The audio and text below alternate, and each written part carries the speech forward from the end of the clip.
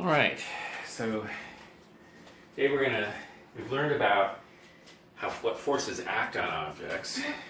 Now we're going to use what we learned to calculate how fast objects move. And so the key to understanding the speed of objects is we're going to start with three ideas: position, velocity, and acceleration. So position, call it sort of x of t. So imagine that you want to track where you are on a line. Say this is the x-axis. And you can have motion in more than one dimension, but we're just going to do one dimension today. Thank you. So here's our coordinate system. Oops. Nice line. Just a plain, simple line. Yep. And basically, so x of t just tells you where you are on the line at a given time. Oh. So say you're here at time 0 at the beginning, and you're moving this way, and say you're moving 1 meter per second. So this gets into the idea of velocity. So this is position.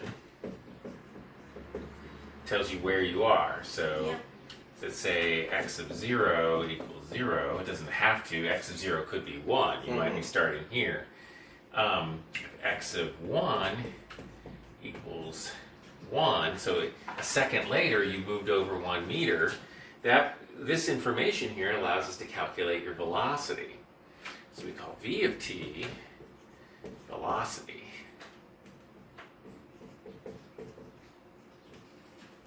And our position has units of meters. Velocity has units of meters per second. It's telling you how your position is changing.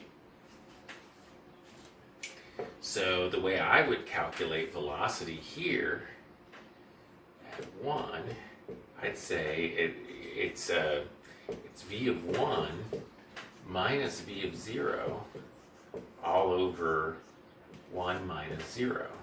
Or you can say it's delta x over delta t.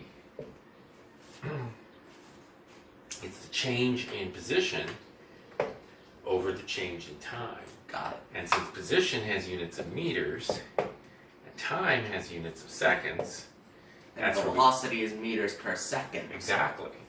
Because it's calculated by taking your, actually this is x of 1, sorry. I got this formula wrong. This is x of 1, not v of 1. Alright, because our x is position here. Yeah, it's your position, change in position, delta x, over change in time, delta t.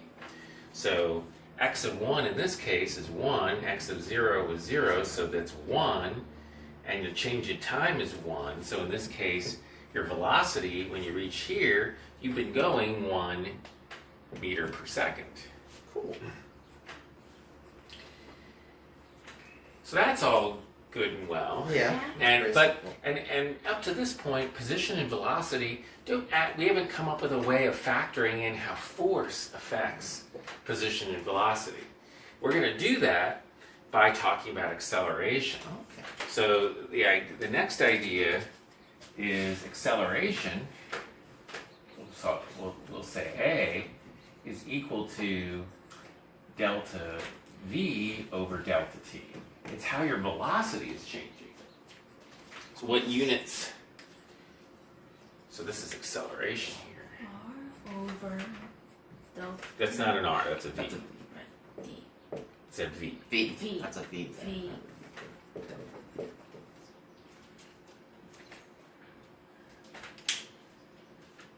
This is acceleration.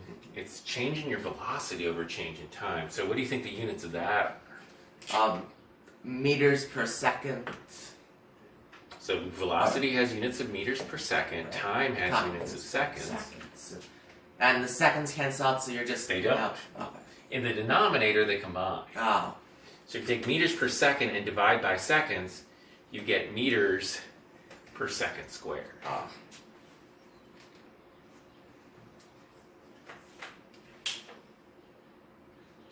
So now if you remember, this is finally related to force, because if you remember, force was kilograms meters per second squared. So it turns out you can calculate your acceleration is is equal to the force applied to an object times its mass. Force times mass. Oh, sorry, I got that wrong. Force equals mass times acceleration. Yep. And you can see it from the units. The mass has units of kilograms, and acceleration has units of meters per second squared. So this is the unit of a Newton. So if you take a mass and multiply it by an acceleration, you can indeed solve for acceleration in this equation. The acceleration then is equal to the force divided by the mass. So if you want to calculate how much an object's accelerating, you take the force applied to it, which you learned how to calculate. Right. That. You divide by its mass, I see. and that's the acceleration that it undergoes. That's how that's not how fast it's going, but it's how the velocity's changing. Okay. So velocity fast is the the speed velocity. of how it's going, and acceleration is the change of the velocity Yeah, over like how time. fast it is changing. Right, exactly. It's not a constant speed, it's like a changing speed. Right. So if so as it turns out, if I apply a force of 1 Newton to a mass of 1 kilogram, that provides me a change, an acceleration of 1 meter per second squared. And so imagine that I was at rest here, I wasn't moving, and then I apply this force of 1 Newton to this 1 kilogram object. If I do that for 1 second, so velocity equals acceleration times time. So this is another way of calculating velocity. Before we said velocity was change in your x position over the change in time. It's also equal to the acceleration an object is undergoing times the amount of time that it's moving. So that it's accelerating. So in this case, if I had a 1 meter per second squared acceleration for 1 second, then now we can cancel the seconds, and we find that the velocity of that object is 1 meter per second. Oh. If I push it with 1 Newton for a second, if I push a 1 kilogram object for a second with 1 Newton of force, I'll get it up to moving 1 meter per second. I can get it up its velocity up to 1 meter per second. So, that being said, the idea now is that I can use the force to calculate the acceleration, which if I know how long it's applied for, I can calculate the velocity of the object. Now, if I had stopped applying that force, say I got it up to 1 meter per second, what would happen when I stopped applying the force? It would continue to go as long as it can overcome the friction against. Well, if there were no friction. Oh, there were no friction. It It would would just keep going. It would just keep going at 1 meter You've per already second. applied force to it, so keep the going object at a will. constant So imagine speed. it's on ice. Yeah, imagine you get it up to 1 meter per second and it's on ice. It'll just keep The going. object will keep going at that speed because you're not applying any more force. Right, and to nothing's it. stopping. But if right? you continue to apply force to it, the It'll- speed will increase because the acceleration increases. Right after 2 seconds, it'll be going 2 meters per second. After 3 seconds, it'll be going 3 meters per second, and so on. So that gives us basically this gives us so we know how position and velocity are related. We know how velocity and acceleration are related, and now we know how force affects acceleration. And so now we essentially know how force affects all these things, right? If we know how fast it's going, we know where it's going to be at a certain time. So this is the key equation here. This relates. Yeah. This relates everything that we've done before to the idea of position, velocity, and acceleration. Is that now we have the ability to calculate how fast things are going based on how much force we're applying. So we're going to do an example. Okay. we're going to look at a game of shuffleboard, Oh, shuffleboard. and we're going to add friction. So this is a shuffleboard. It's a shuffleboard board with friction. Yep. So Nobody oiled it. well, even with oil, it would have It some would still have friction. friction because it's not ice. It's Well, even ice has some friction. Right. Yeah. Stuff even stops on ice. okay. But we think about Yes. ice as being a fairly frictionless surface. It's Because like the 0.0. The friction is very It small. can be very small on a very slippery piece of ice. So, in this example, we have a game of shuffleboard. The disc is given an initial speed of 5 meters per second. So V naught, or V of 0, V times 0, is 5 meters per second. All right? Okay. Okay. And then we're told that it slides a distance of 8 meters. So we're told that, so it will say x of 0, x at time 0 is 0, x at some time t, we'll call it t final, is 8 meters. So we push it, it gets an initial velocity of 5 meters per second, and then because of friction, it stops after moving 8 meters. Okay. Right. All right? So what we're asked to do in this problem is calculate the coefficient of kinetic friction between the disk and the surface. So what basically, we know that there was a friction force, and what they didn't tell us is how much this thing weighs. Yeah. Now. So it turns out that's going to drop out of our equations. Okay.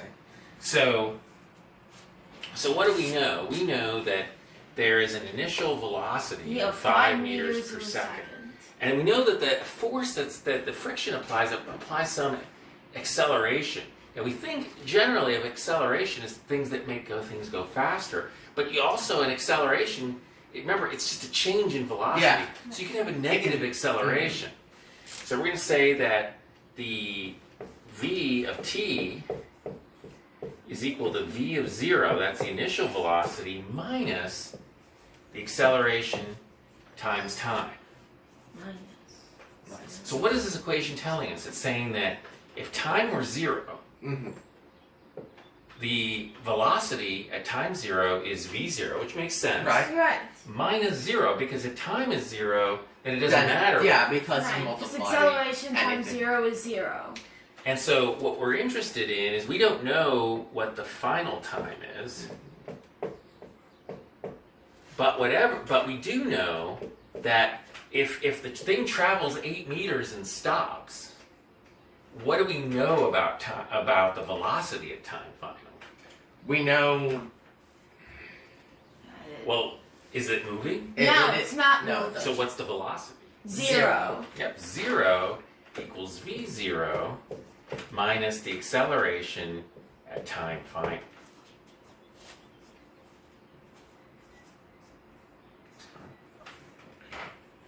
So, whatever this acceleration is, we can make an equation for it, right? Right. We know that 0 equals this, so how do you get time final by itself? You can divide both sides by time final. No. Well, if we did that, we would have 0 Oh, divided right. by You have time everything final, divided by time final. and we'd have v naught divided by time final and a. Right, What that do we have is to do it. first? We have to. Add Add what? acceleration time. Add this to final both sides. So acceleration time final equals v naught. So now how do we get time final by itself? By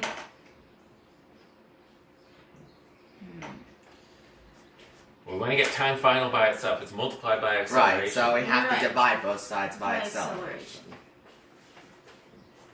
Right.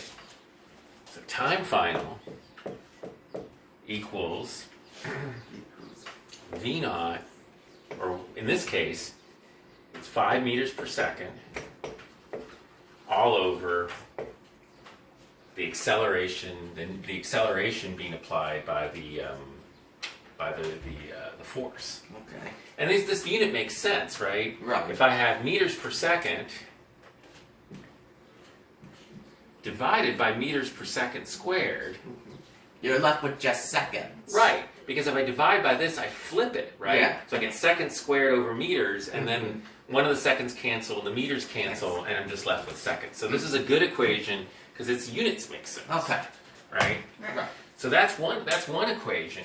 I'm going to need another equation because this equation was helpful, but I still don't know what acceleration or time final is. But I've sort of moved forward a little bit. Now, as it turns out, there's an equation that I'm going to give you that if you're just accelerating, well, actually, this is the general equation for position related to velocity and acceleration. It's x of t equals v naught times time plus acceleration times time squared. No, it's over 2.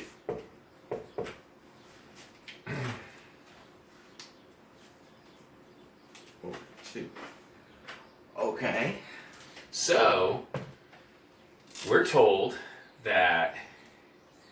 So we're told some things, right? We're told that our final position is 8 meters, right? Right. Fine. That's going to be equal to v naught, which is 5 meters per second squared. So I'm gonna leave the units out of this for the moment. Just write numbers here to make it a little easier. So my final position is 8. It travels 8 meters. Right. My initial velocity is 5. I don't know the time. No. That's my time final. And I don't know the acceleration. However, I can express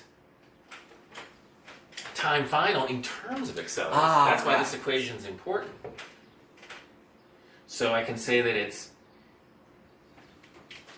let's see, I'm going to rewrite this so I have more room here. No, you guys can leave it. I'm struggling for room on the board here. I got 5 times time final plus, now my acceleration, I'm going to end up writing time, so I've got acceleration, which I don't know, but I can put this t here, and this t squared is time final. So I can write it as 5 over acceleration squared. Okay.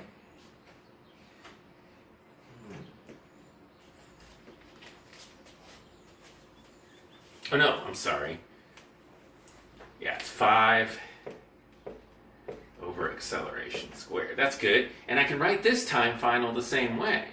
I can write it as 5 over a. Right? Right. Right.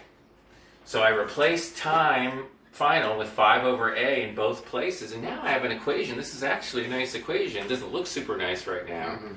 But it's an equation, just the only variable is a. So I can solve for the acceleration. Oh. Right? Right. And I can do that without knowing the math. So basically, this tells me, let's see, so I get 8 equals 25 over a plus, and this is 5 over a, and this is squared. Right. So again, I get 25, and then one of these a's cancel. I have an a and an a, so I get an a, and I get that over 2. So I can multiply both sides by a, right? Right. And that gives me 8a is equal to 25 plus 25 over 2. Okay. 25 over 2 and 25 divided by 2. That's 12 and a half. Right. So it's 37 and a half on this side. So a is equal to 37.5 all over 8. Right. Yeah. Which that is 37.5 divided by 8 equals 4.6875. All right. Let you round up. It's 4.7. 4 points. Well, hold on. How about you can actually round this entire thing up, or should we round this entire thing up, or just keep it as a 4.68. Okay, 4.68. 9. 6 9. Because if you round up.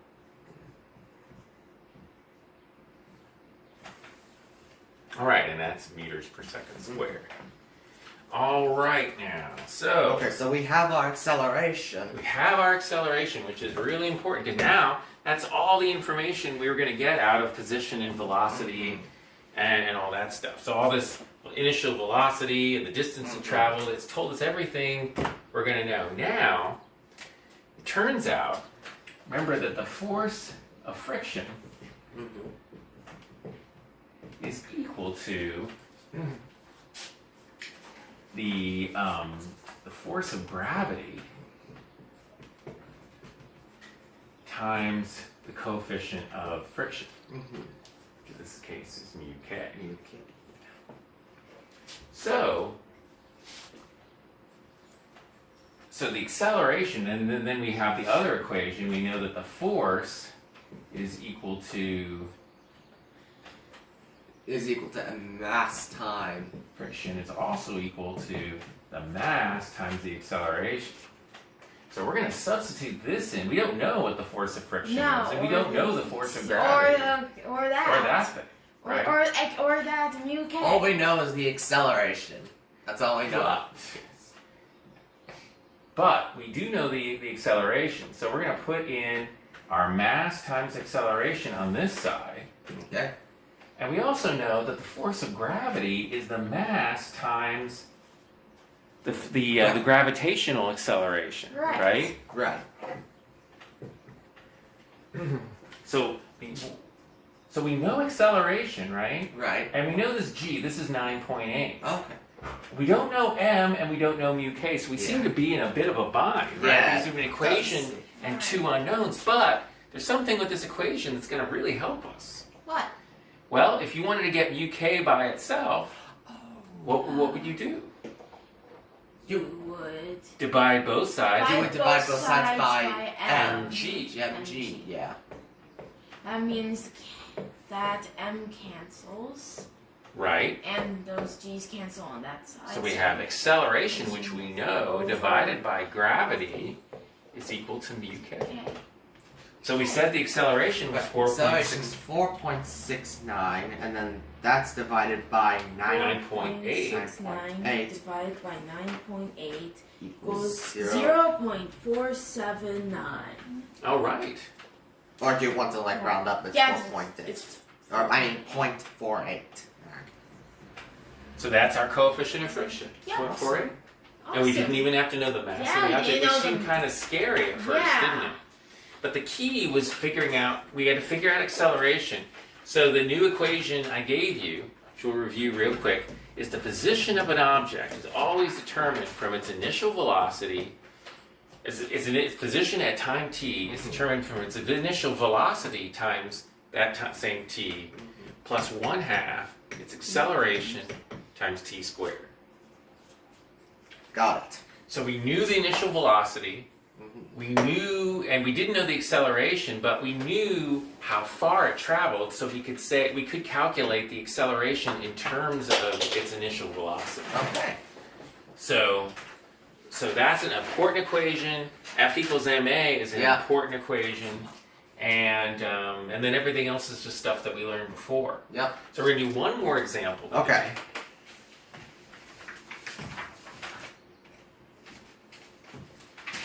So there was a math trick in there. We had to create an equation where mass would cancel out, and it's called a math trick. So the last example we'll do is we're going to go back and revisit a block going down a ramp. Okay. Okay. Something we're Something we're very familiar with at this point. going to choose a nice simple angle here of 30 degrees. Plain simple angle. So here's our 10 kilogram block. Okay. We know the weight, so that's nice. Mm-hmm. Not knowing the weight is infuriating. Oh yeah. And we're going to say that V of 0 here is 0. Nobody's pushing on the block Okay. to begin with. What we're going to do is calculate how fast does this block, how fast does it go down the, Okay. does it go to, or when does it reach the bottom of the, we're going to say that this distance here is 1 meter. Okay? Okay. Okay. So we want to figure out how long does it take it to go 1 meter. Got it. All right. Nobody's pushing on the block, it's just It's gravity. just gravity. Yeah. So we're going to define mu is equal to 0.1. Yeah, we know mu. That's mu kinetic. Mu. So it's the force, it's Alright. the coefficient of sliding friction. No, 1. And so now we know its initial velocity, we know the coefficient of friction, we know everything we need to compute the forces acting on Alright. this object, so let's do that. We know that this force of gravity pulling down here is, so F gravity Mm-hmm. is equal to its Continue. mass times the acceleration of gravity. Gravity, which is 9.8. Yep. So, So 10 it's nine. times So it's 98. 98 newtons.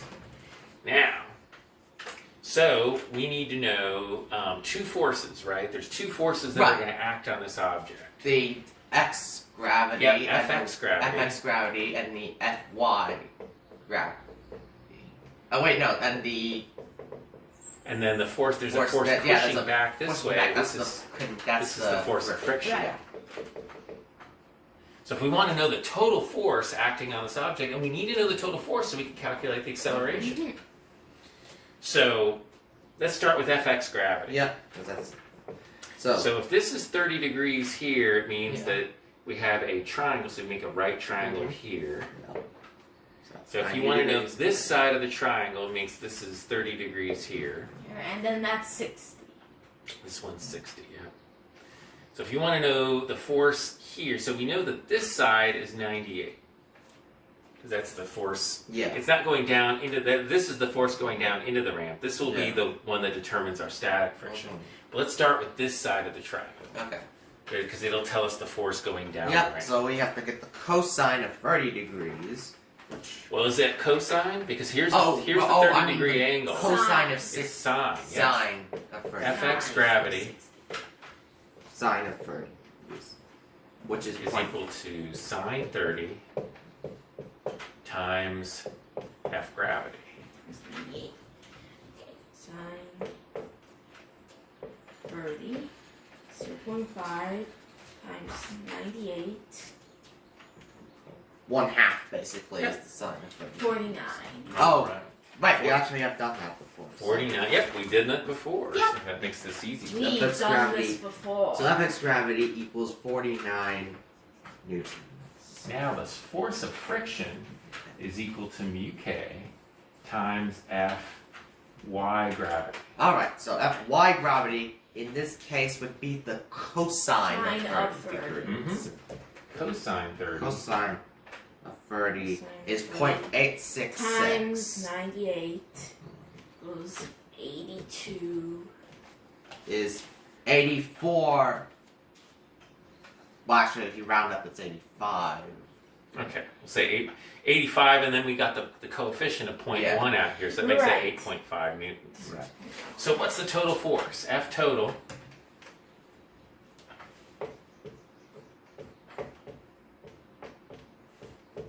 is equal to Fx gravity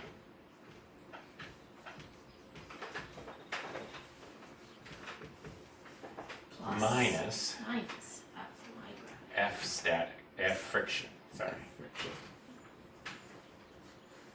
which is equal to 49 minus Minus 8.5, 49 minus 8.5. which is going to be 40. 40.5. So that is the total force acting on the block. So finally, and we know the mass of the block. So going back to F equals ma now, Okay. we can calculate the acceleration. Right. We have 40.5 newtons on this side, and that's equal to 10 10 kilograms times acceleration. Okay? Oops, little a. So what's little a?